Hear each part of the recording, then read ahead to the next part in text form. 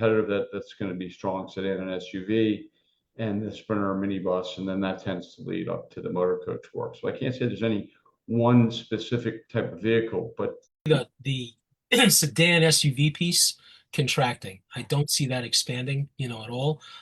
Typical airport rides, corporate stuff. I just see less and less of that, as the years are going on. Our trip counts are certainly, less than they were in past years. I mean, can you take some business away from your competitor? I mean, can you grow your own business? Yes, of course. If you ask me if the total number of sedan SUV rides are growing, I would find that hard to believe. I would say that, a lot of that business has certainly gone to Uber, no question about it. Long Island, we are plagued with illegals and $60 rides, which is a great competitor, for us now because I get it, they're advertising on Facebook, whatever they're doing.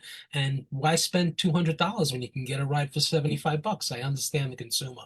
On the corporate side, there's no question in my mind that, a lot of our clients that we've served have given their employees permission to use Uber, and they just love the convenience of pushing the button. And we evidently we're far behind, with that, and never really got our industry up to pace. In that, can you maintain some clients and provide luxury service and duty of care? No question about it. But if you ask me, that sedan SUV piece is definitely contracting on Long Island. Doug, Robert, I you have a have something question to add? though. Sorry, Michael. Sorry if I ask a question. Yeah, yeah.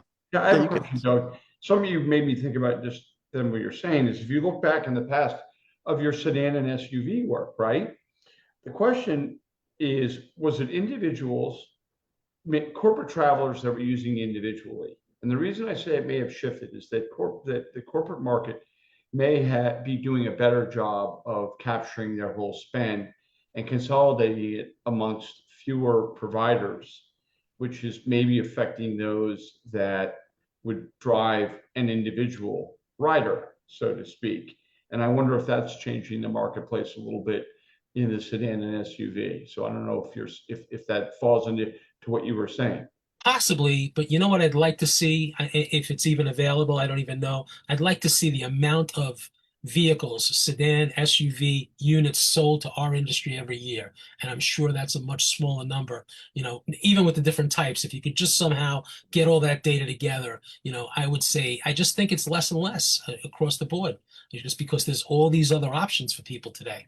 And I just So, think they're taking So a that was because of the price point, is what your I just think that thesis was. people tend to do their own thing. They like my 30-year-old son is never going to order a chauffeured car. He's just not doing it. They want to push the button when they get off the plane or whatever they're doing. They just don't want to think about it. They don't want to place a reservation. They don't want to worry about flight changes or all this different stuff. And they don't care if they ride in a Honda Accord or if they ride in a Lincoln Aviator. They just don't care.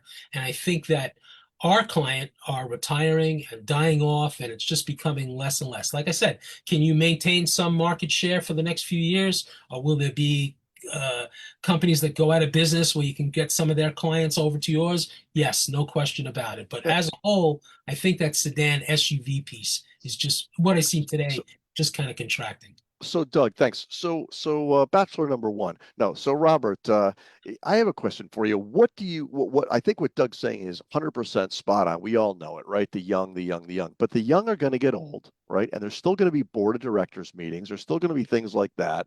Do you think that the people of today, the young people of today, will still go to that when they are board members and things like that? Or do you think that's just going to totally get snuffed out in the next decade or more?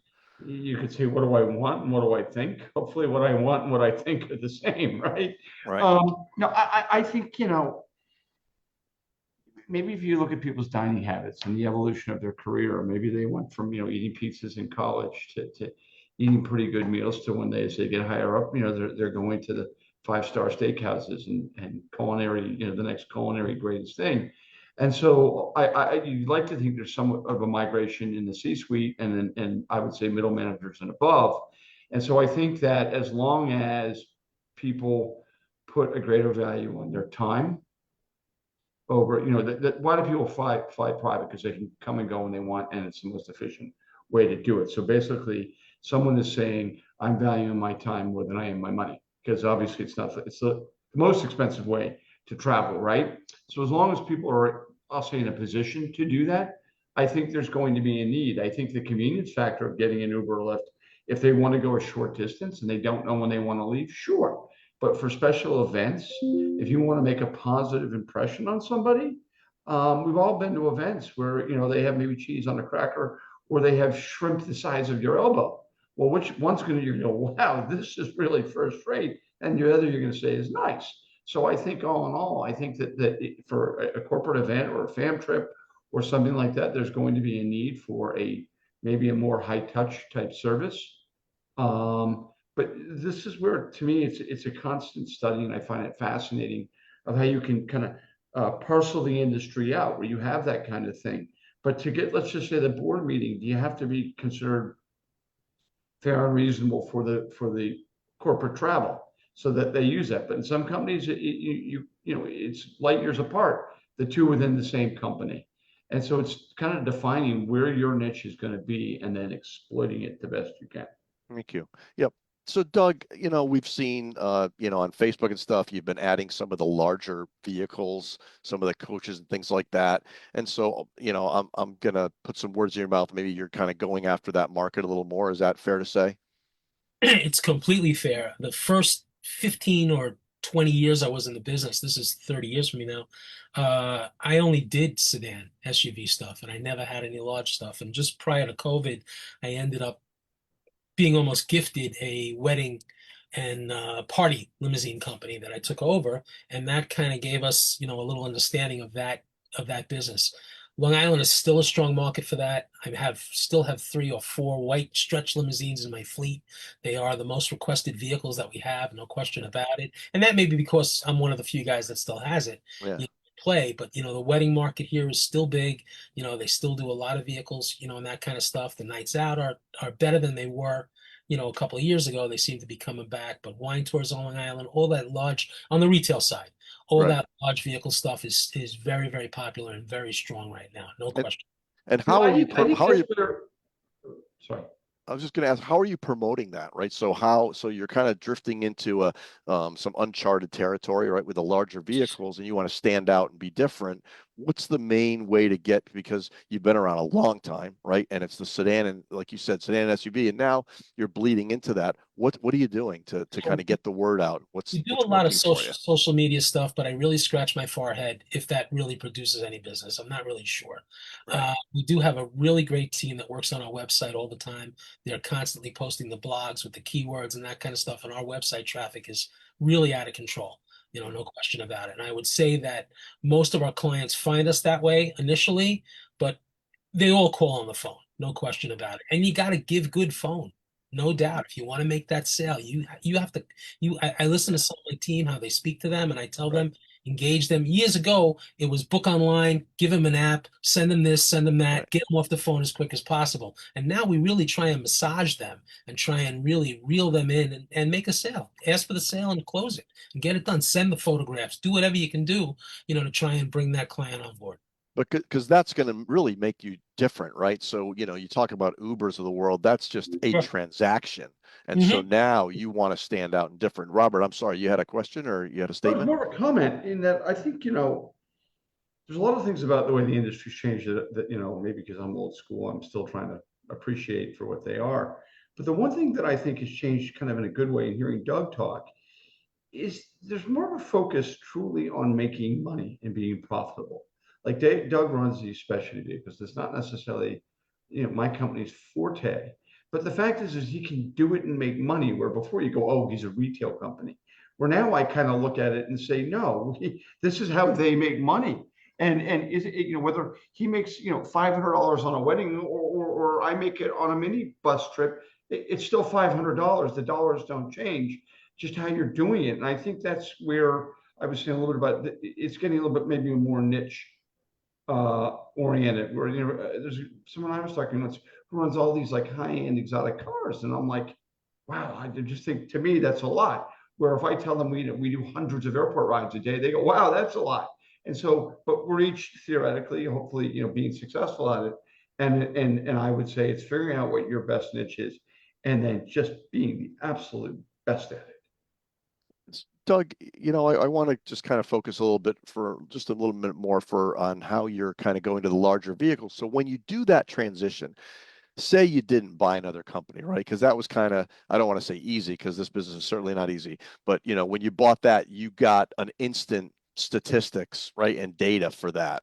But, I want to ask you, and I want to follow up with you, Robert, the same question is if you want to go into a new market, what's the way that you can, I mean, if you go buses, it's expensive, right? What's the way to do it that you're not giving away the show and you're kind of getting the data and you're proving to yourself the concept can now work. So I would say, in the end of the day, a ride is a ride is a ride. So what difference does it make if you're providing an airport service or you're providing a trip out to the wineries? You may handle it a little differently. You may handle the reservation a little differently. The chauffeur may be a little more or less high touch. Maybe, maybe not. Maybe you provide the same level of service for both those type of things. But, it depends really, I think, on where your market is, and it may be in different areas of the country, may have different needs, that people are looking for that kind of stuff. But today, it seems like the Sprinter vans are, the number one, no question about it. It's a relatively inexpensive level of entry. I mean, it's not like buying a big 40 passenger, luxury coach, no question about it. And, we do a lot of marketing on those vehicles and people, in the areas where they have a need, we could sell if we had 10 more vehicles on a Saturday, on a Sunday, we could sell them. There's no question about it because we just have less capacity, than there was before. And maybe there's less competitors. Maybe that's a big part of it too. And maybe people want to do stuff, as the weather starts to break and they get out and, they want to spend, but they're having these big weddings and they're having these big affairs, and that's always going to require that high touch, ground transportation piece. No doubt Thanks. about it. Robert, Doug just said, though, if you think about what he said, that was a bit of a tell, where he said the sprinters are the top thing. Well, I think you can make a sound argument that that's because people don't want to get two or three TNCs, whether it's an Uber or a Lyft or whatever it Yeah. might be. And so in turn, they say, well, we can get everybody together in one vehicle. And in turn, that opens an opportunity for that kind of thing. Robert, what are your thoughts so you could buy a vehicle, in something like a Sprinter and, get the easy entry or easier certainly than a 42 passenger motor coach, like Doug said. What are your thoughts on, I want to dip my toe in the water and I want to get into the motor coach, do I get a relationship with another smaller operator or a motor coach company? I'm afraid that if I do that, now I'm going to be the front man, but it's going to be branded that other company. So, what are the pitfalls? What are your recommendations of that? Because very few people can afford $600,000 for a motor coach or even 300 for a cutaway.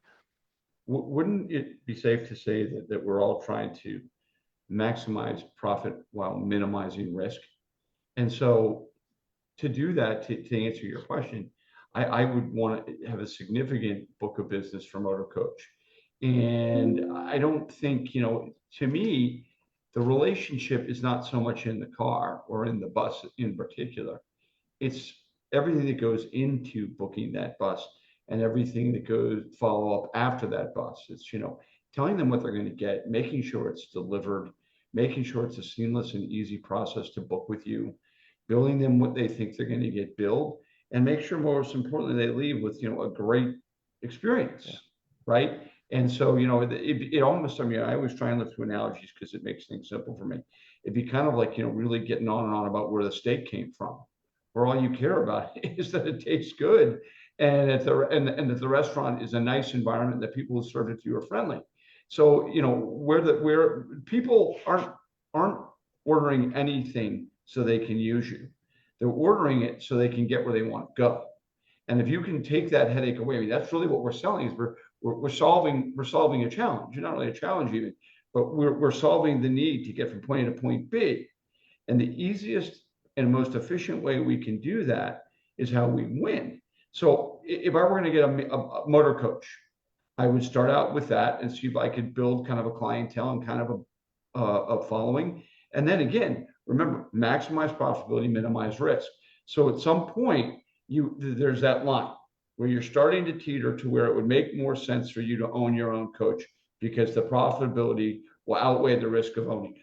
there's always the risk of owning it out, from a liability standpoint. But other than that, and then as you build that up, it will become more and more clear. Motor coaches, though, are a big decision, and you need to. And there's the control factor, right? If I'm farming it out, I'm not in as much control. But as you're speaking, I'm thinking, 100% on point. What we started this whole, kind of broadcast type thing on is you got your Ubers, but you've also high touch, the good phone, as Doug said. That's what you want to do. And if you're doing a group move and you're giving it to somebody else, those other people, they might see another brand on the bus, but the person who made the reservation, who you have the relationship with, they know what's going on, and you think that they don't care so much about the brand on the bus as long as they get as long as they get what they're promised. Is that fair to say? Well, there's also one, maybe two people on that bus who might even notice what it says on the side. Because the other 53, they don't know who got booked or didn't get booked. It's not like 55 people are getting on, I said it was going to be them, and now it's these guys. So I personally don't think you need to get that wrapped around the axle, because if it's a great experience, people are going to say, well, who'd you get it from? And that's where and there are a lot of companies out there that have transitioned over into that bigger business, and they've gotten a good relationship with a fellow operator or something like that, and the people will still call that operator who they had the relationship with, even though something else shows up as far as branding. A lot of people are seeing it now. Maybe it's in limousines. Like, we don't stretch limousines anymore, but we still get calls from them. We're not going to say, hey, beat it. Say okay, and then we have a good farm out relationship, or whatever it might be. And we come to work every day to be sold out. Right. And it's not like, oh, we're sold out, let's go buy 10 more vehicles tomorrow. It's like, let's make sure we have good relationships with our local partners, and they will represent us well, and we'll keep their phone ringing until we make the decision.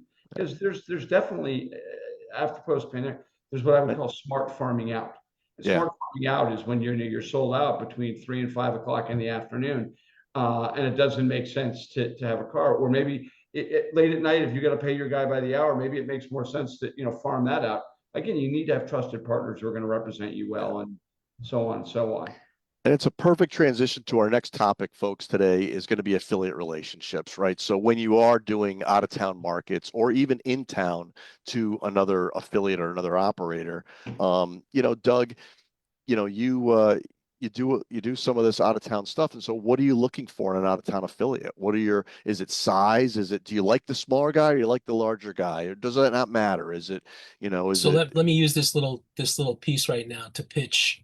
I want to pitch a little piece of NLA business. So I don't know, I lose my service. Can you guys hear me?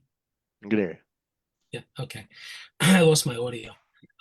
So I just want to talk briefly about NLA Ride. It's a good opportunity for you guys to know what that is. It's a site that the NLA staff worked on recently. If everybody on the call could just jump on it and take a peek at it, it's great. You just punch in the town or the zip code where you're looking to find an operator, and up comes, all these operators. And recently, we have a business that we do a lot of business with, and it's a lot of out of town work. And I've been doing a lot of work in a lot of these obscure, I'll use that word, areas, and I just go on there and I punch it in and I develop a relationship. We chat a little bit, decide if you are the provider for me, and I can usually maybe tell in the conversation, maybe not. I generally like to use NLA members, for my outbound affiliate work, and it's really been working terrific. It's a good place to find. So we spoke about that briefly, and I have some issues with some affiliates that we use to provide service for us. We do a lot more outbound than we do inbound. Inbound has never been a big thing for us. We never really chased that work. New York is a pretty strong market, so we were busy with our own stuff, so that's kind of how we did it. But I wrote myself some notes about, some of the things that are going on. I just want to share this with, the people on the call today. I want to be treated like not your largest customer, but I'm potentially a large customer, because I can potentially bring you more trips than a customer calling up on the phone. So don't make me feel like I'm annoying you when I call you on the phone, right? That's the number one thing. I want to be treated like a client, because I am. Happens all the time, right? It's happened to all of us, Robert, I just feel like, if we call, and I like to text, we like to email for rates and information. That way we have our printed proof. We like to do it that way. But, don't treat us like we're second-class citizens. 100%. We're potentially larger clients than your regular client calling up. The rate is a big thing for us. When we ask you for all-in affiliate rate, I don't want to know that your driver had to turn around because he had to go to the bathroom and you got to charge me an extra half hour garage to garage time. I don't want to pay your credit card fee after you already quoted me the rate. I want to Yeah, know what that all-in affiliate rate is, and I don't want to hear your garage to garage talk. I'm not interested. right, Tell me how much my rate is for this point to point A to point B, whatever it is. You worry about what your garage to garage time is and right, give me that rate because I'm going to quote my client based upon the rate that you're going to give me. And if right, you bill me a different number, I can't go back to my customer right, a month later when our credit card statement comes in and say, hey, it's another $100 for the ride. That's not happening. right. So that's very important to me, those extra fees and all that extra stuff. Another big thing that we spoke about, don't let my passenger call the office looking for the car. When your chauffeur arrives on location, send the client a text. You have his phone number, you have his contact information. If he doesn't respond to your text, give him a quick ring, make the contact. Don't let him search for his vehicle. And That's a this is and this is relatively new, and I would say in the last decade, maybe, right? Because there was a time that somebody farmed in a job to you, and it was like, you do not contact my customer. All things go through me. And I remember years ago being at a Commonwealth meeting with Dawson, and he stood up there and he goes, these people don't think that I have cars all over the country. They know what's going on, right? They just want to use me for the relationship and they want good service. So this is kind of relatively a new thing. And I think you're right. You want them to reach out to the customer. If you're at a crazy airport and, the people when they walk out, it's not really, it's a little dicey. You want them to reach out to your customer, right? The last thing you want is, "Oh, where's my car call?" Our clients, when they land, if it's an airport service, when they land and they turn their phone on, if they don't have that text within 15 seconds, of who's on location or who's Yeah, there, they already think that the car's not there. They already think 100%, it's some 100%. service failure. So don't let your passenger, our client, Right. call looking for you. And there's one more. I got one more pet peeve. All Close right. it out. Close What's it out. that? Close that trip out. Yeah. Send the invoice. Let us know what the story was. If it's an hourly, don't make us keep calling 3 days after. Oh, the driver didn't give us the information. Bullshit. Get it Mhm. done. Get it closed right away. Don't complicate our lives. And I want to just add to that, and I don't know if you guys agree with this, but with us, it's like, give me one bill at a time. Don't take my 5 trips and bill them all together. Correct. Bill them one at a time, easy reconciling. Let me look at, yeah, the outbound was this, the inbound was this, the bus was this. But yeah, we've how about Robert? I mean, you've got a lot of capacity, but with your size comes a lot of demand, right? So you're using affiliates. I'm sure in DC you got a healthy number of them. What's your kind of biggest turnoff when working with an affiliate? Well, it's What not should really the whole, they? I mean, What's the it's our global network, which is, fastest growing part of our business. And I don't know if you guys have the comments up on, you got to set your screen and basically preach, Doug, preach is what I'm seeing and that his comments were spot on. And I agree with all of them wholeheartedly. I mean, the yeah, thing I see the incident reports or whatever, and half the time there's a challenge because of lack of communication. And that's the biggest thing in that, we want to know if the car is delayed so we can let our client. The last thing we ever want is our client calling us saying they can't find the car. To Doug's point, we right, want to call them in advance and say, this is what's going on. People are reasonable. It's when, especially the more notice you give them, they'll be reasonable. But it's like, if it's right at the pickup time or after the pickup, then they flip out and they go, I'm going to grab an Uber. I'm going to go do right. this and do that. And it's like, I don't really blame them because we gave them no choice. Hmm. And so we need to be proactive in everything we do. And as far as the rates go, we couldn't stand it. And I said we couldn't stand it in that we would have the same transfer and get 3 different rates for the same ride on the same day at the same time. It was the same distance, the same amount of time. And I'm like, why are these rates changing? We couldn't do that. I mean, our we have negotiated corporate contracts with large purchasers that use us all over the world. And when we go to contract with them, they say, okay, how much is it going to be? Sans something crazy like lost baggage or really delayed, something you couldn't track. How much is that going to be? And so we put this into a contract with them, and then we find out what it's supposed to cost us. and they lock in the price we like, and then the prices come back different, and it's an interesting way people do business, Right. and that I think Right. some people maybe think that no one's paying attention. I don't know, but we want to be communicated with. I think I think the way to scale, right? Everybody wants to get bigger, whether you're going to go from 2 cars to 5 cars or whatever. Everybody wants to get bigger, and I think Doug hit the nail on the head, and I'm agreeing with everything he said. Uh, when you call up, you shouldn't be treated like a second class citizen. In fact, you're an easy sale, right? If Doug's company is calling you, you don't have to sell him. He's already sold. He just wants good service, and act on it.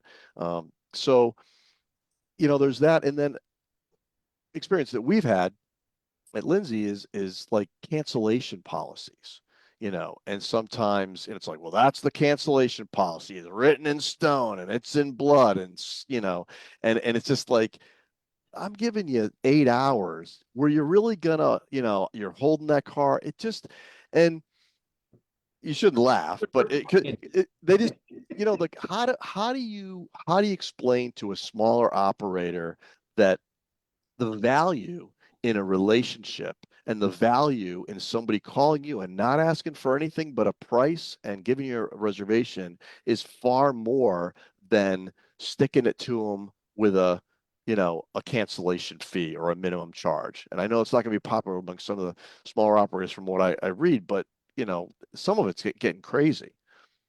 We go ahead, Doug. There was a comment in the chat that Paula put up.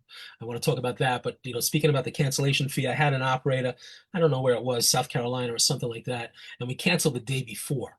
It Right. was a sedan pickup at the airport, and it was the Right. day before, and they didn't want to hear it. Their policy's 24 hours, and they Yeah. charged us the full boat on the ride. And that has stuck in my mind for years and years. And I know who that operator is. I would Yeah. never refer anybody to that operator. I would never use that operator again. It was the day before. The client called and he says, my trip's been canceled, and we canceled, whatever rides he had, 4 of them. In and out of here, in and out of there, whatever it was. But Paula put up an interesting one. She talked about waiting time, right? There is no way that my customer is going to be in the car 15 minutes after wheels down. It's Right. not happening. The jetway is longer than a 15-minute walk for him to get the baggage claim and meet you. So for you to start your billing 15 minutes after the flight lands, is just another ridiculous one. Especially if they have bags. Forget getting from the plane to the jetway takes that long. If they take a bathroom break, whatever. But then if you have bags, that can take 10 or 15 So minutes. The so let whole me idea is to make it attractive for people to use this, not unattractive with these Ease what of, I would call ease of use. draconian policies. well I don't even want to get started on So it. yeah, so hang on, Robert. So we're getting all fired up. So would I mean, ton of airport work. We do a ton of airport work. Would you say, hey, you know what? We're going to schedule that guy to arrive 15 minutes after for every single one. Is that feasible? Because then you No, don't want to obviously make a mistake or just say, you know what? Because I don't want to make a mistake and by mistake hand the customer a confirmation that's 15 minutes later. I'm just going to take it and I'm going to just understand and accept that's what that business is. Is that because when you do that 15 minutes later, that guy is sitting in seat 1A and he's going to sprint across the terminal like O.J. Simpson, and he's yeah, going to be outside in 8 minutes and you're not going to be there. right, right. No question. We have very liberal policy. We do. It's 1 hour after wheels down, Yeah, for to gather their bags and do before any charges. And then it's always a case by case basis. right, A right, regular client is an hour and 20 minutes. right. Wait it. Yeah, I mean, I think for a lot of people, especially when you're small, it's like you're grasping every dollar, and I certainly understand that, right? You guys all understand that, but in the end, you have to have some flexibility with the customer, and Robert hit the nail on the head. It's like, how easy are you to do business with? And if it's easier to walk out the door and pull out my phone, or it's easier to get in a cab line, even though I know there's a difference in the quality of service, if that's so much easier because this company's made it so difficult, I'm not going to use that company, right? And that goes with an affiliate relationship as well. 10 years ago, a very short story that kind of made my thinking become adjusted. And again, every market's different. I don't want to get yelled at by people in smaller markets, but the shuttle to take a shuttle from New York LaGuardia to Reagan National, it's basically 45 minutes in the air. It's a 1 hour flight, and people will run to get on the plane and literally like right before takeoff, get on the plane and fly to DC. And we had a client who booked a car, let's say for 6 p.m. At like 4:45, he said, I'm not making this shuttle. I want to book the 7. And our agent goes, sorry, you're inside our cancellation policy. He goes, oh, you're going to charge me? He goes, don't bother booking the second car. Right then and there, I said, aha, lose the battle, win the war. Right. And we said, no, don't worry. There'll be no charge. We'll be waiting for you when you come in on the 7 p.m. versus the 6 p.m. And I realized, and this guy used us every week. Every week he uses it, sometimes multiple times a week, because he would commute back and forth to New York. And I said, well, that's when, we could have said, oh, this is our policy. Who's the policy for? Us or for them? Personally, I believe in policies that are client friendly, that also protect the company. Everybody's got their own theory on that. But like I've said in the last one, we don't argue with anybody. We do not argue with our clients. Right. Even when they're wrong, they're right. To keep them happy. Right. Even when they're wrong, they're right. Yeah, we want to be easy to do business with. And hiding behind, in my opinion, not saying it's for everybody, hiding behind a policy or something, whoever likes that. I've never been in a service experience and I wanted something and the people said that's our policy and I was left happy. Yeah. And the person started with that's our policy and I left happy. And the person who's making, especially on the corporate side, the person who's making that maybe last minute or semi last minute cancellation, they know, right? They're a traveler. They know what's going on. And when you don't put the hooks in them, they appreciate that, right? They might not say anything, but they appreciate that. And they know that, hey, you took care of them. Something happened, plans changed, and I called up, and to your point, it was no problem. The thing is what a lot of this leads to, and this is where, being in major markets, it's easier. But a lot of things, I'm in very few discussions that people talk about utilization at all. And so I think that's the kind of the missing piece of the puzzle, where everybody thinks I have to make all this money on this ride. I have to make $1 million on this one ride. Well, what if you make almost $1 million, but when you go to the airport, you get to pick somebody else up. And then you get to make almost $1 million there when you're making a lot more money, is my thinking. And so some of these policies may not be as wonderful as one might think, because it might be hurting your utilization in the sedan and SUV piece, particularly now. Right. Well, I think when you're earlier on in the business, I don't know if this was your experience, Doug, it was mine, where every job had to stand on its own. And the only way to grow, I feel, is that it's not every job standing on its own. It's how'd you do at the end of the day? How'd you do at the end of the week? How'd you do at the end of the month? What was your outlay? What was your utilization to what you made? Because I think if you stand on that soapbox and you try and get, everyone to stand on its own, it's a losing proposition. You, Doug, what do you, is that how you started? I think that when you grow a little bit, it gets a little easier to operate. When you're very small and you have only a handful of cars or maybe 2 cars, every job has to fit like a piece of a puzzle. And if it doesn't fit, then you're kind of screwed, and I understand that. And then as you grow a little bit and you have more cars and more drivers and more stuff on the road, so you move stuff around. So you send him to LaGuardia and this guy goes to Islip Airport and he can do this and he can do that. And sometimes those delays work in your favor where client says, I'm coming in on the next flight. But I think in the end of the day, on the affiliate relationship, I want to feel like when I call you on the phone or when I need something, I want to hear you say, what do you need? Right. That's what I want to hear. What do you need? Yeah. I can handle it. What do you need? Yeah. Well, that was one of the questions we talked about, or it was on the list earlier, was during special event time. And that's always a hot button where, a city's got a big event going on, but I've got a client who comes to your town every week, has nothing to do with the event. You can't charge me a 6-hour minimum. I can't go to my client and say, hey, I know you're in Miami every Monday and out on every Friday, but this Monday it's going to be 6 hours because Art Basil's going. I mean, that's where you need, it comes down to relationships and people understanding and not trying to squeeze every dollar, because when Art Basil's gone, we're still going to be there giving people ride. I don't want anybody in Miami to think that they did this to us. I'm just using this as an example. I always have to put a qualifier because people think if I say it's I'll tell you what, in continuing on with that thought, I always talk about the retail. So we have big prom season this year. And last year we'd have these dates. Okay, so this is a hot date. We're going to have a surcharge. We're going to charge more on this Thursday because it's a big prom and you can't Right, get right. this and that. We ended up with our biggest bus sitting on the biggest date last year because the rate was just too high and we Right. didn't get it sold. And my Yeah. son, 30-year-old, says to me this year, he says, you know what? I want to charge the same rate, our regular hourly rate, no matter what the date is, no matter what it is. And I got to tell you that we probably booked 30% more this year Mhm. than we did on other years because it was the Yeah. same rate right across. We weren't banging the clients over the head, and I think what Robert says is true. I feel the same way. The common thread here, I think, is that whole doesn't have to stand on its own, right? Same thing with us. There's a middle weekend in May that for 36 years I can pick it. I know, and I've had the same conversation. Well, maybe we should do a little surcharge because we know everything's going to be out. But uh, it complicates your business. It may detract from your business to what happened to you. And in the end, isn't it like, what did you do for not that day, but the week, the month, the year? How did that happen? And I think the only way to grow and be scalable is to be more flexible. Is that, is just the more and you might think it hurts, but by being more flexible, you'll get more business, right? Um, as far as out of town, and you mentioned NLA ride, and you know, I think we all see them on Facebook. These people just blindly asking, "Who do you got in Boston?"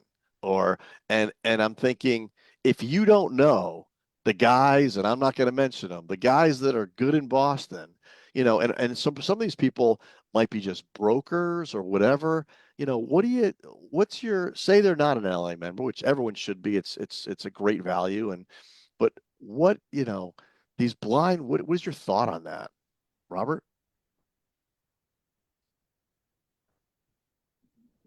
I'm not sure I really understand what exactly you're asking me. When you see those, what is your Oh, when you the blind the request. the blind I request think for these I think markets, you're going to get. I think you ought to try and vet it a little different way. I don't right? think going on Facebook. And I wonder, you know, who are these people? How do these people have certain people as clients if they're just going randomly and Right. putting them in a random car? It doesn't have any duty of care. There's no insurance. There's no, we will do that if we're in a complete jam in a market we already know, right? Right. And we're like, hey, I need a car in an hour somewhere or Right. something like that. And then we'll know whether, oh, we know this company, we just didn't think to call them or whatever it be. But if you don't have a relationship in that market, I don't get it. I Yeah. don't But get it. what we see a lot of too is, I know companies that are, hey, we'll take care of you. And I'm like, you're 60 miles away. You're 70 miles away. And, it's it's not always about the dollar, right, Doug? It's if I'm giving you want a good price, you want a fair price, but if that's all you're relying on for your outbound affiliate, right, is just who's going to give me the cheapest rate? Sure. How's that We don't how's that even a try and answer the Facebook requests anymore because yeah, I agree. it's almost like turning on a light in the middle of summer. The flies are just going to come. People just come from everywhere, and it's just like, okay, let them battle out on the price. It's not vetted out. It's just weird. I always, the thing I would say is if somebody's giving you inbound work from that market and they've got, why not contact them? That's the one I'm wondering because I've seen people not necessarily we do business with, but I know they're getting work from Right. so and so. Why Right. aren't they calling that guy? Right. Yep. Yep. We always try to use, a provider, in an area. And there's some areas where we just don't have any work. And it's funny because I got a couple of jobs in Philadelphia this week and I was able to use, a well-known operator in Philadelphia. And I texted him and I said, I'm so happy that I could send you a couple of jobs Right. because here he was, sending us rides all the time. And Philadelphia was never a city for us. Mm. So we always do try to use the operators that we work with because it just makes it easy. The Well, dispatch know the you're people, right. and it's a nice relationship. That's right. That's right. I want to transition. If you guys have anything else to add to the We affiliates, got I a want to question. We got a transition to the question to here, the Michael. next. Yeah. There's a question on here. It says, "Hi, I'm Isabel Corusdale. Excuse me if I mispronounced it. With Kingdom Car Service in Orlando, Florida. Can both Robert and Doug please elaborate on some good practices to vet an affiliate aside from insurance?"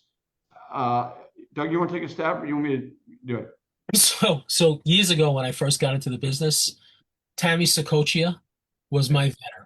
I would always send her a message, who's in this market. Right. It's very, very hard to know about somebody's inner workings of their business and how they operate their business and whether or not they will provide the service the way that we want the service provided. It's usually a referral kind of thing, and I would say, in some of those bigger markets, and I would say, I didn't catch her first name. Tell me first name again, Robert, the woman's first name. Oh, first name is Isabel. Isabel. Isabel. So, it's really about relationships. So, if you use the NLA, as a tool, it's a great place to meet other operators and kind of network yourself through the industry and develop those relationships with eventually going to lead to business because if they know the market you're in, eventually, especially Orlando is a pretty popular, destination. That's a good way, to develop those relationships to funnel some business in your direction. Yeah, why wouldn't you ask somebody that you know that's already in business? Like, do you not like you don't you I trust you, Doug. I trust you, Robert. I'll ask you before I just blindly put out a Sure. post asking for somebody. And, Robert, and you're then I would call the company. I mean, I would try and get a referral. If you right. get a referral, that's the best, especially from someone like you said you trust or somebody who does work in that market or who they've had good success with. Not 50 people on Facebook necessarily. And then I would call that company, and I think by the way they answer the phone. Back in the day, the joke would be limousines, Right, something right, like that.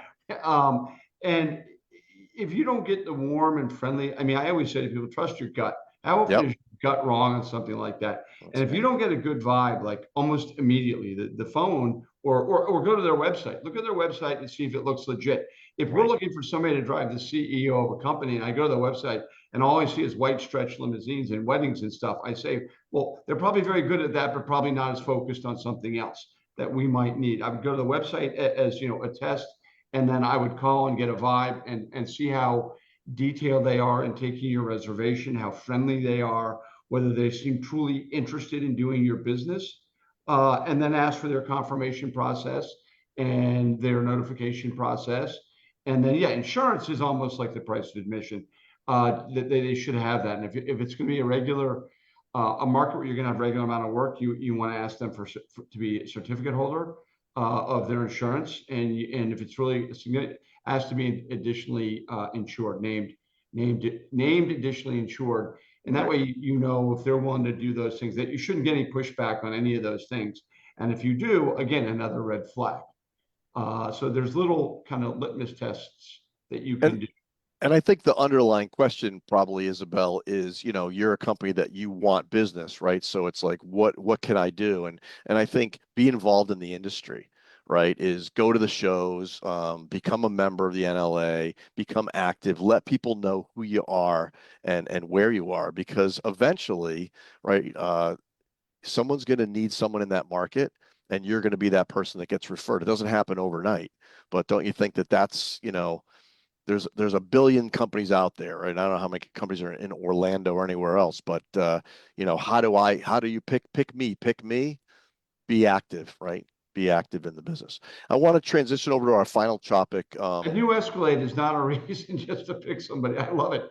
New Escalade, or Right, new right, car. right, right, And then to get the picture. I right, know what an Escalade looks like. I don't right. need to see a picture. Or the website is all the car, the car, the car. Yeah, Or I get it. I know what a car looks like. yeah. And again, the kind of the underlying theme that we've hit on a few times here is it's the touch business, and it's even more important today than it was before with the Ubers and things like that. Um, We're going to move on to our last topic today. Obviously, one near and dear to my heart, chauffeur availability. So, what are you currently doing to track your availability? Doug, in a previous conversation, we were talking about how, you were trying to find someone for a particular shift. And so, is that what you're doing? And you send out texts or something? What are you doing?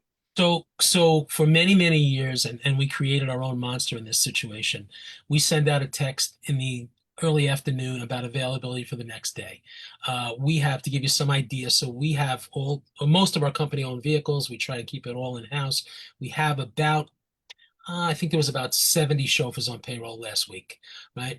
And we send out a text in the early afternoon and ask them about availabilities for the next day. And that always gave us a cornucopia of guys' availabilities because we always had enough. And we would pick and choose and try and deal out the work evenly as best as we could How did amongst you consolidate that information? All these texts coming in. Did you take a spreadsheet and somebody was, how did you? exactly. Okay. Okay. Exactly. They would take a spreadsheet, and as they would text in, they would write down their availabilities. They would highlight Gotcha. on the sheet the list of all the drivers, AM Gotcha. and PM. It was broken up. CDL guys were in a separate, in a separate thing, Yeah. and it worked very well for a long period of time, and the dispatcher would lay out, the early morning stuff because that's stuff that usually doesn't change, rides out of the chute. So you just set them up and, plug and play, and they go, and that's fine. And the afternoon guys, you give them their first call, the night before. You let them know what their first thing was, Mhm. and just go from there. And we had enough volume, and sometimes you catch a delay, like Robert said, or somebody's coming in earlier or later or this or that, and you just kind of shuffle the deck, to make it work. And a lot of my guys now have been here for years and years, and a lot of them are older now, and there was always an excuse why they can't work. They can't work. It's this, it's that, always a story. So we just did some hiring, and I got to tell you that now is probably a good time to do hiring. I don't know why. We seem to, have cyclical periods with that. Sometimes we run ads, we can't hire anybody. And sometimes we run ads and we get a lot of great response. And I run ads in a lot of different places. I got to give you one thing I want to share with you. Always advertise for more than one chauffeur. So we always put 7 chauffeurs wanted, 6 chauffeurs wanted, like that, because I think that if you advertise just for one, maybe they'll think, the job's been filled already. If they Right. see there's availability there, that they're looking for some people, maybe there's more chance. I remember Anyways, you telling me that a long time ago, and you yep, also advertised hiring immediately, not in yep, 2 weeks or a week. It's yep, like it's a fire. Go yep. ahead. And I Fire respond, hot I when the iron's respond hot. I respond right away, Yeah. when they text or they email, right away we respond to them and we email them an application right away, as soon as they respond. We make everybody fill it out. We have a little conversation. We approve their license before we bring them in. We don't bring anybody in until your license has been approved because our insurance carrier is approving less and less chauffeurs as the time is going on. It's harder and harder to bring a guy, Mhm. on board. Anyway, so I hired 6 guys over the past maybe 3 weeks, and I gave them structured schedules. You're going to start at 1, you're going to start at 2, you're going to start at 3. You're going to work until this time or till whatever. You're going to have this day off and you're going to have this day off. And now these 6 people are the first people who are guaranteed work because I just can't be in a situation now where we just don't have enough guys to cover the jobs Yeah. because it's nothing worse than having the vehicles in the parking lot and not having a body to put behind the wheel. I mean, that's the killer for me. I don't care if I got to farm stuff out because I can't fit it in my vehicals that I own. I get Right. that part of it. Yeah. I It's a have, crime when you don't have a driver. there's nothing worse than that. When I got vehicles in the parking lot, I can't put Right. them behind the wheel. So we're more structured. Every business may not be in that situation, to be able to hire the guys because you got to pay them. In New York, you have to pay them. If I tell them what time to come in, they're getting paid, Mhm. on the clock from the time that they come in till the time that they leave, whether they're doing rides or not. So, that's what we're doing now. So I have a whole bunch of them in that situation. My early morning situation is not a problem. They're retired guys, plenty of guys Right. like that. They're great. They come in, they do their 3 a.m., 4 a.m., couple of trips they want, and Yeah. by 9 o'clock they're out. So And talk kind of about scale, Robert. How do you do it? How do you possibly manage? Do you know? Are you outside of that Yeah, purview? I'm thankfully for all involved, slightly Yeah. outside of that. But we Yeah. try and do schedules as much as we can. We only book the first ride, maybe first 2 rides of the day max, because we try and build dispatch on the fly. Unless it's like a motor coach. I'm talking about, I need a parcel that's sitting in an SUV and like Sprinter type stuff. We'll try and build as much flexibility into the schedule as we can. We're definitely trying to go more and more electronic. People more and more putting their schedule in. I mean, Doug kind of gave me an idea here where someone can't make their schedule. Well, then they ought to fall to the list uh, Right. because we have certain people you do try and assign first or whatever, and you try and lift to their schedule. The challenge is we're not running a bank, and I say we're not running a bank. Banks open at 9 and close at 5. If I knew every day that I'd have, the amount of work I'd have every day between 9 and 5, I'd know the exact number of cars, the exact number of chauffeurs that I need, and it'd be really much less difficult than it is now. Where now you may have, really busy morning and a slow afternoon, or a really busy afternoon and kind of a busy morning. And for us, we deal with, in markets with multiple airports. So maybe all your arrivals are in one airport and your departures are out of the other. And so Right. you got to kind of sort all that through. But I think the key is communicating with them, holding them to their schedule, but most importantly, making sure they're making a living. I mean, people Right. have to make a living, and if they're making a good living and being busy, then ideally, it happens every time of year. This time of year, they're begging for time off because they're so busy. And then they rest up 2 weeks. And then at the end of July, they're like, where's all the work? You guys suck. I want to be more busy. And then that kind of goes on through August. And then in September, they're saying they're too busy again.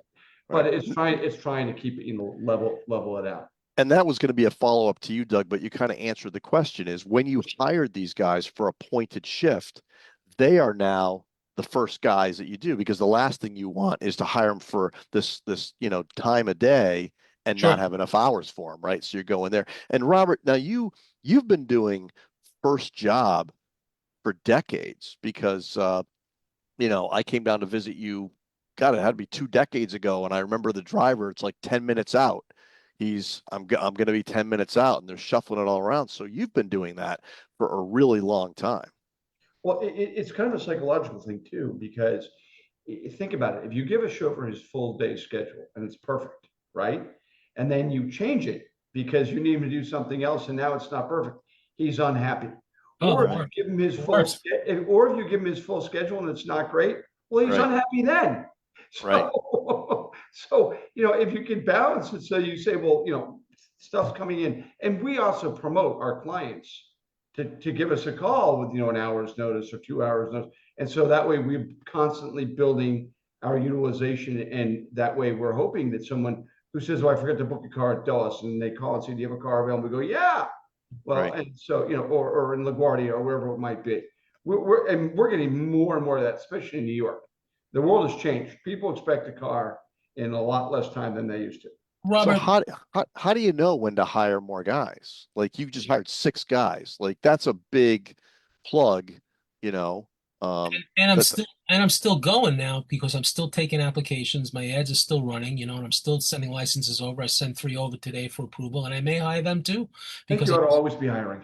I right. just know I'm going to have a busy summer season, and I know that I'm done with those people who can't come to work. I just can't. I can't deal with that. Robert, before we get too far away, as your business grows, what percent of your trip count would be same day? Like I know we bounce around about 20% a day. If I start my day with 70 rides, then I'm going to end up with 84 and so on down the line. As your business continues to grow. I think that's about right. I think that's about right. It also, a lot of it depends. We do a lot of events. We do a lot of events, a lot of board meetings and different stuff like that. And so those innately, by their nature, they add cars and add another, we need some of this. So there's a lot of that's just expected. And the percentage is high as well, like yours, Doug. Same day stuff. I really like the same day stuff because you go into the day thinking you're at X and you Me end too. up at Y. And you're Love it. like, yeah, this is great. Yeah.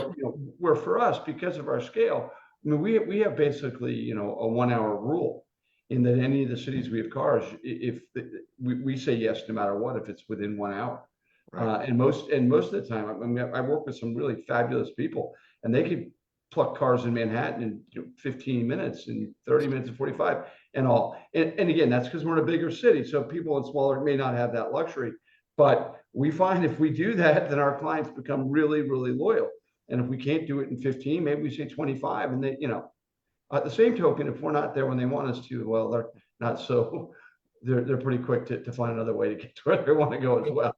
So They're it's Doug, still good for that. yeah. Doug, how are you tracking the guys that are refusing work or not working, or are you kind of looking at the responses you get and you're expecting, gee, it's a 40-hour work week, and if you can't give me 20 hours or 25 hours, what's the filtering process So like? for me, unfortunately, I'm still, even at the business of my size, which is considerably a large business, I guess I'm still kind of a one man, one on paper hanger, and still doing a lot of stuff. And I'm looking at the payroll and, I'm kind of scanning through it. And I say to myself, Right, gee, Sammy only worked 3 days in the past 2 weeks. right, What's up with that? And I'm kind of looking at that. And I said, well, you know what? Don't bring him in tomorrow. right, He wants to say he's available, don't bring him in, and then, right, if we have to talk about it, it was no secret that I hired these people now right, because I just don't get the capacity out of the guys that I have, who are available. And listen, I don't blame them if they don't want to work. That's your business. If you had right, enough, you had enough for it, but I can't save the days for you, when I don't have you there for the days that I need you, you right, know. And I think sometimes, ideally, not even ideally, I know AI is going to change a lot of this discussion completely. And, I've kind of asked, what some of the things they'll be able to do. So let's just give an example that AI will be able to help with. Like we have to use the example I was using, a right of way in Manhattan. Well, let's just say it's a Tuesday at 2 o'clock. Somebody wants to get a car right away, and it's in Midtown Manhattan. Well, I know with AI, I can run a report and say, how often at 2 o'clock on a Tuesday does somebody request for a right away in Midtown Manhattan? And it will give me a very detailed report. So let's just say if I see every Tuesday someone's calling for a car right away in Manhattan at 2 o'clock, I'm going to have a car in downtown Manhattan based on that. Will it be 100%? Well, no, but the smarter and more you learn. And the same will be whether you can say, Jimmy B, the chauffeur, how often does he stay past 2 o'clock on Wednesdays? Oh, never. So Right. don't book Right. him for that, Right. So I think that the AI will hopefully make back to what I said. I think the more efficient you are, the more you win. And I think these tools are coming. And even going old school, right? Like back in the day, we just record if we had to turn down business and we would look at what we're doing, right? Just even if it was pen and paper, and we're like, look at what we're missing. And it would kind of tell us and help us to make a decision for a new vehicle or a new driver. But yeah, these days, I mean, I think the economy is swinging. We can maybe kind of finalize on that thought is, things are booming, but what do you guys see in the next 3 to 6 months? I don't think, your last sentence, I don't think we turn anything away. We really don't turn anything away. And like Robert said, oh, first of all, this is New York, so you can find a ride. You Right. can make that happen.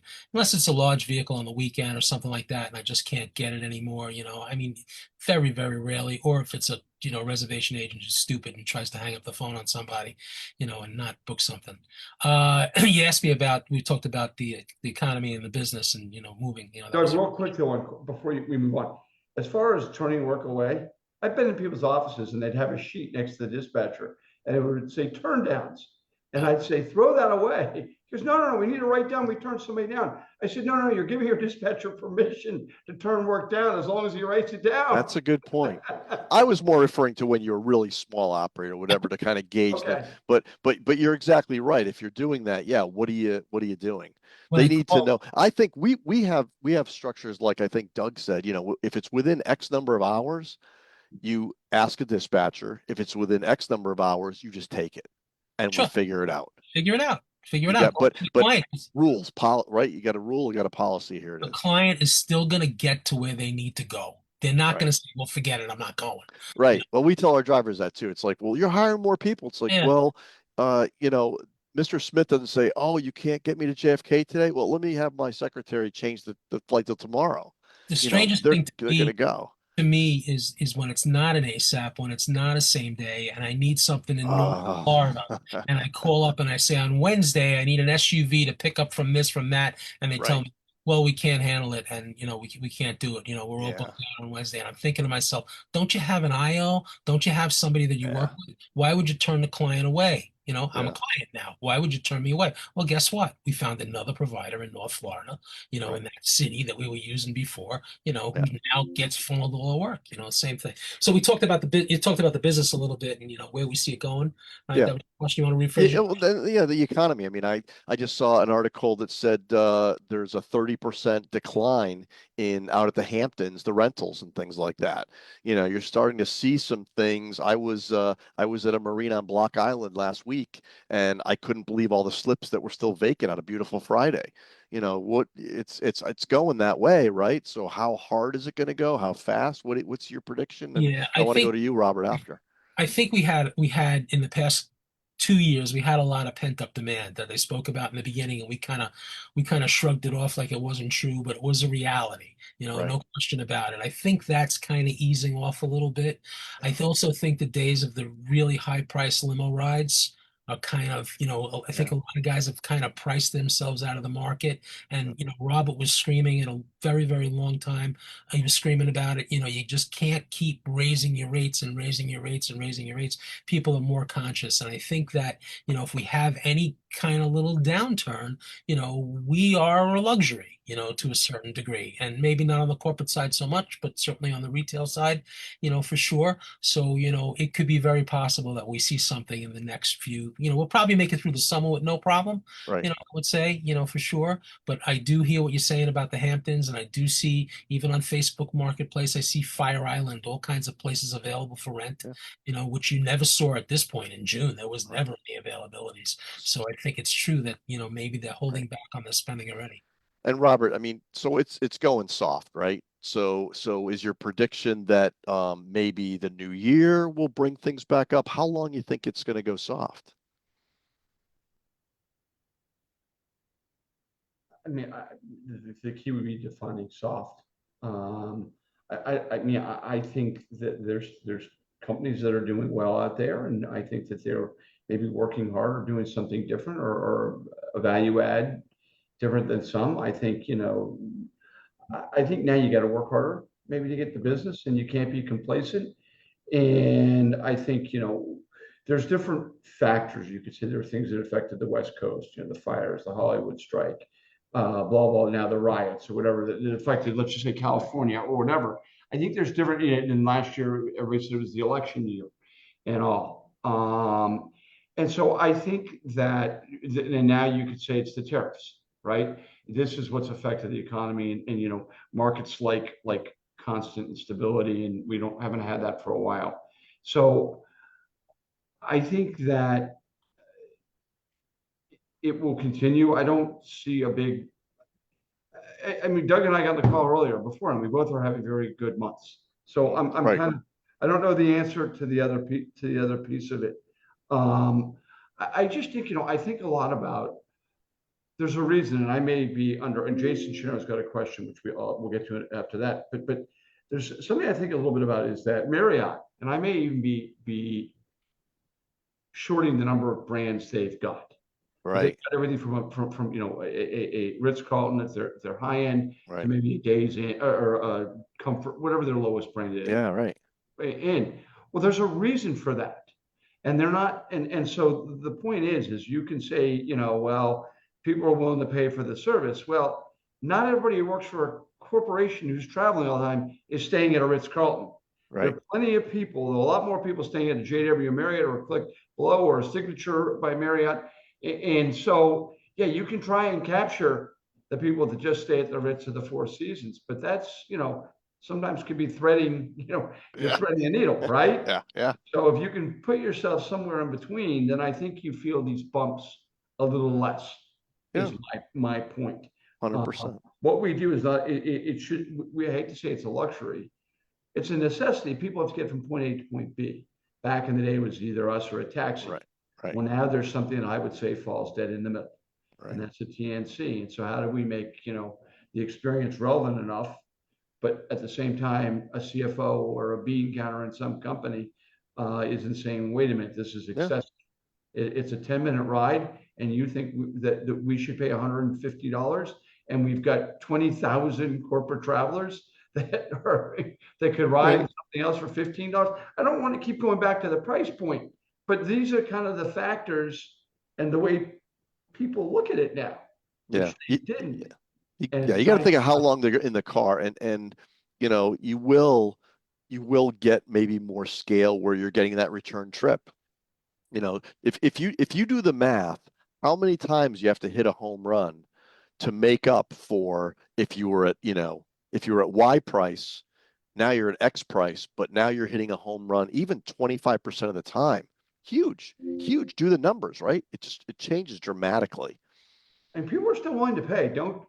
I hope no one's misconstruing saying people are still willing to Right. pay, but where is that sweet spot? Right. Because back as we started the call, Doug's got white stretch limousines, but they make him money. So if you can run it at a point and make you money, the question is, can you make more money? Right.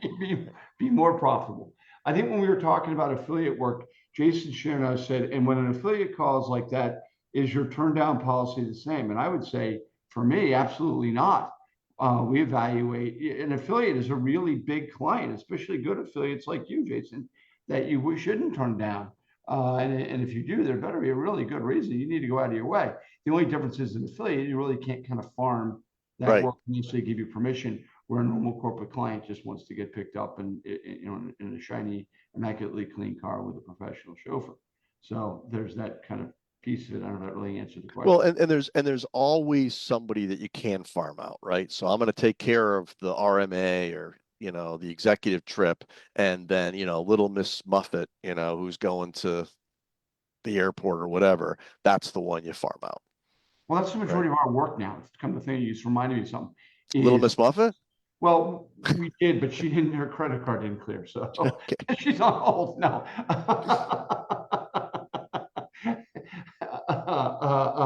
But that muffin maker guy, boy, he's good. Yeah, No. yeah. You know the Muffin Man. Yes, Anyway, yeah, I'm following the whole trail. So no, back on anyway, what I track is say is we're driving like the people we are driving are like really high in the food chain, is what I would right, say. And they have the magic wand. They can wave their wand and you're gone. And so the people that are using our services are the ones who you need to deliver for even right. more so because they're higher up. Yeah. So the stakes are higher. Hmm. I don't know how we're doing for time. I Related to think clients too. we're running a little long on time. Yeah. Sarah, And we need Kyle. questions. We haven't taken it. Maybe people are asking me as they go, like Jason, what about other questions? Anybody have a question out there? I'm looking through some Any past ones to questions on see. Facebook there that we didn't cover? No Facebook questions have come in. All right, look at Okay. Tom. There's a question from Tom on the bottom. As a small company, if I can't do it, I will help you and refer you to a local company who might be able to do it. So I try to help in that capacity. I think that was in answer to Jason's question about if you can't help an affiliate when they call, how do you, Right, what do you do? right, right. Yeah. Hang on, we just got one from Facebook, so let me send it to you. Just like the studio. She's like in the studio with the booth. So, hold on, please. Hold on. We have one on the line. Yeah. Come in First time caller, long time live, listener. live from Rutherford, New Jersey. Yes. How do you handle holidays, time off? Do you limit the amount of drivers that are able to request those days off? I know how I would answer that, but I'm going to turn that over to you, Douglas. So I know how you would answer it. I mean, I'm very fortunate, and I don't know where I'm going, as we bring more employees. We have such a potpourri of different ethnic Right, and religious backgrounds now. It's so mixed now that the holidays are generally not a problem. right, Except on Christmas Day, everybody's Catholic. The Jewish holidays, they're all Jewish. But other than that, just seems that we never have an issue. And generally, as holidays, are less travel days for us. So we generally have a little less trips on the holidays than a normal day. But we usually don't have an right. issue with holidays. No, and we usually do too. We usually have enough people to cover or whatever. And if you've got that relationship with your chauffeur staff, maybe you have to call them and say, hey, can you come out at 5 or can you do something like that? Give me a half. Um, And we do right. Christmas Day and New Year's Day. Not Christmas, not New Year's, but Christmas Day, Thanksgiving. We do have a little holiday surcharge on the rides. Yeah. Do split it between the chauffeur and the dispatch staff that works that day to kind of take the, pain off a little bit. Right. Yeah. And Robert, I would assume at your scale, you're very diversified and probably don't run into that issue very much at all. No, we do. Yeah. We just ran into it 2 weekends ago, 2 weeks ago. There was a Muslim holiday. Yep. And I forgot, I know what Ramadan is, but I forgot what this one was called. It had like an acronym. And that presented a lot of challenges. One, because people can't work necessarily after sundown, and Right. they fast all day. So then Right. they're tired and all that. And hungry. And that presents a challenge, presented a Right. challenge for us. So I would consider that a holiday. 100%.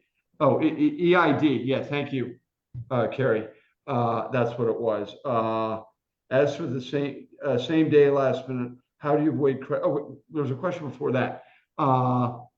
Carl said, do you implement a surcharge on holidays to compensate the chauffeur? We pay them extra Mhm. Mhm. on certain holidays. I mean, I think it depends on your staff and if you need to do that, you do that, right? And it's depends or and most of the customers aren't going to have a problem with that. Very few do. Yeah, the question of same day, last minute, how do you avoid credit card fraud, stolen cards? The system, the technology is so great now. You put the reservation in right away. get an approval code, and boom, it either goes through or it doesn't. And if it doesn't, you'd be surprised. I hope nobody else has this challenge, but we get a lot of people trying fraud, especially people in New York, and you can tell by a quirky address where something like that. Nothing against New Yorkers, but it's just right away calls, and Right. it's but thank God the technology say it's declined, or something's wrong, and so that's how we do it for right away, in that. And the most of the people who are right away tend to be corporate travelers, and those tend not to be a challenge. So Yeah, we got stung years ago, and I put together a document that we laminated. It's on every desk, and it's the hot buttons, right? It's the last minute, doesn't care about price. Maybe it's a specialty vehicle. Like when it starts ticking off all those boxes, you just got to be cognizant. It's amazing that you still have that. My car just got compromised 2 days ago, and I get, like, how is this happening? Because I get a text, hey, did you just do a $200 charge to this or whatever? But I guess it's when they're not reported right away, or something. So we So, may be a little sloppy with that, but I got to tell you that the incidence of bad credit cards that we can't collect, we always have to have a good credit card before we do the ride. But if it's fraudulent or a stolen credit card, the incident is so small. It's just such a small, unmeasurable amount that it's I not even agree. worth it for us to Knock do. on wood. If we got to Right. eat one, so we eat one. But Right. you think about, I took over a company many, many years ago, and the guy would swipe all the credit cards in the car with the knuckle buster. We used to call him the machine, and he used Right. to all the paper, and he had all the credit card things stacked up all over the place. And I was like, it's not even worth it. Right. The amount of labor involved to Well, keep. all right, look for the hot buttons, right? If it sounds too good to be true, we Yeah, say no, no, we're not available. Sorry. Carl Yeah. Gunther wrote, how do you handle service failures with affiliates? What do you expect from an affiliate that you farm out to should a failure happen?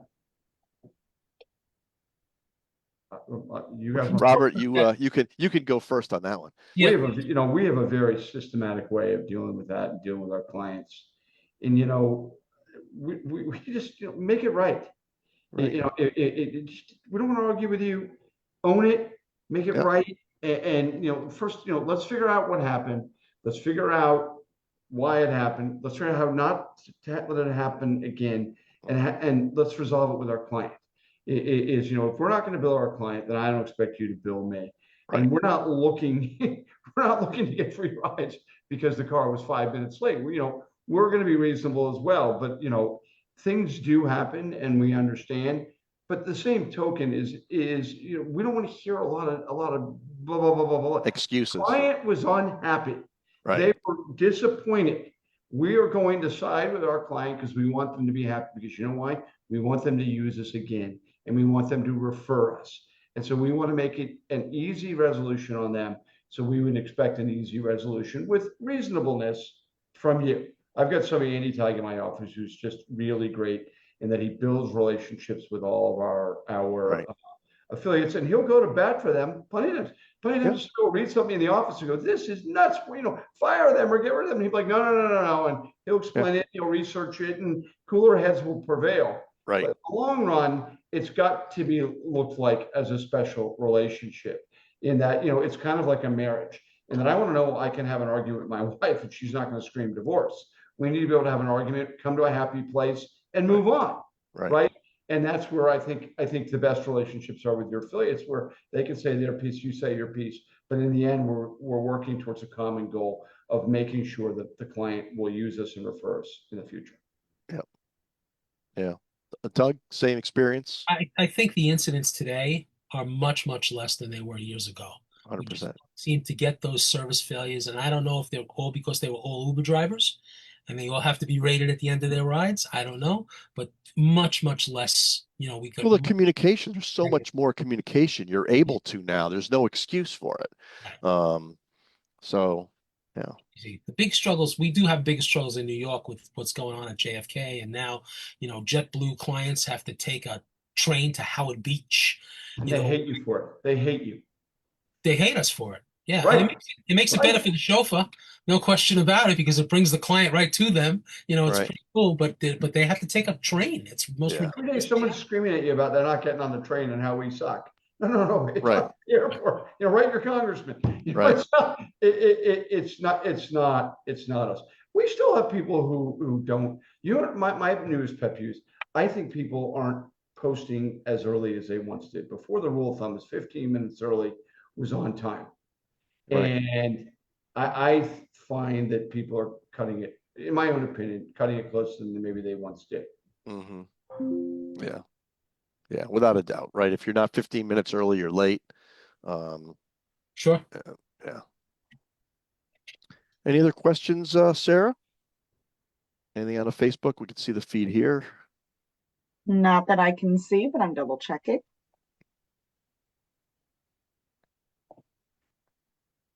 Doesn't look like it. Why don't we let everybody turn their cameras on and let's try and do 10 minutes of that. Would that be okay, Sarah? Sure. Yeah. If you are unable to turn your camera on, it's because we turned it off for you. So just put a request in the chat. We'll turn it on for you. Yeah. And if anybody has anything that they want to say, from the group that was with us today, just raise your hand and I'll just call on you and we can continue for another 10 minutes or so. Right. I just hope people have enjoyed this. I mean, it's fun to do, and I don't think that anything we say is, at least not me myself, is gospel. And I always say, at the end of these things, anything, because I enjoy going and hearing other people speak that are living and going through the same struggles that we are. Is that I just want to go and think about it maybe differently than I once did. I may realize the way we're doing it is perfect and great, or maybe at the minimum, examine the way we are doing it. Maybe we'll find a better way to do it. And I think that success is a reflection on how often you're willing to examine and improve on what you're currently doing.